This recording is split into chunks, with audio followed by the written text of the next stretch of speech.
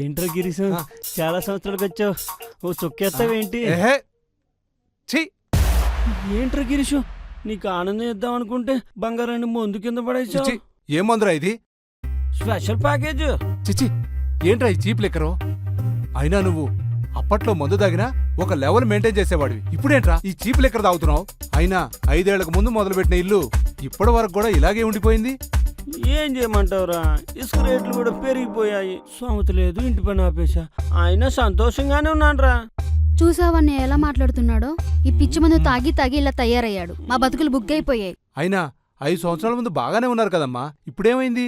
ఈ దరిద్రపు జగన్ ప్రభుత్వం వచ్చిన తర్వాత అతనికి పరిపాలన చేత కాక 1000 రూపాయలు ఉన్న ఇసుక రేట్లు 5000 వరకు పెంచేశాడు.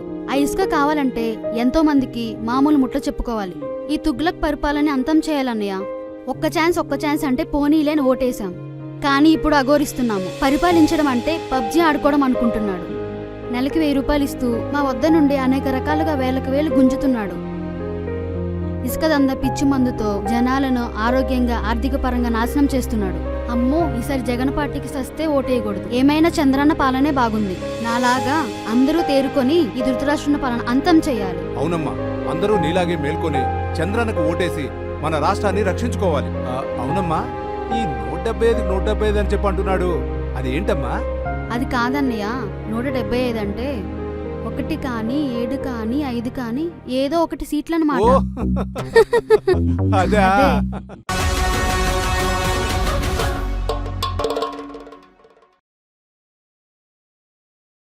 జగన్ ఓడిపోతున్నాడు.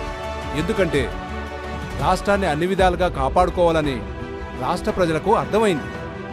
మాయమాటలతో, దౌర్జన్యాలతో, దొంగ నాటకాలతో ఎల్లప్పుడూ ప్రజల్ని మోసం చేయలేడు. కాబట్టి జగన్ ఓడిపోతున్నాడు.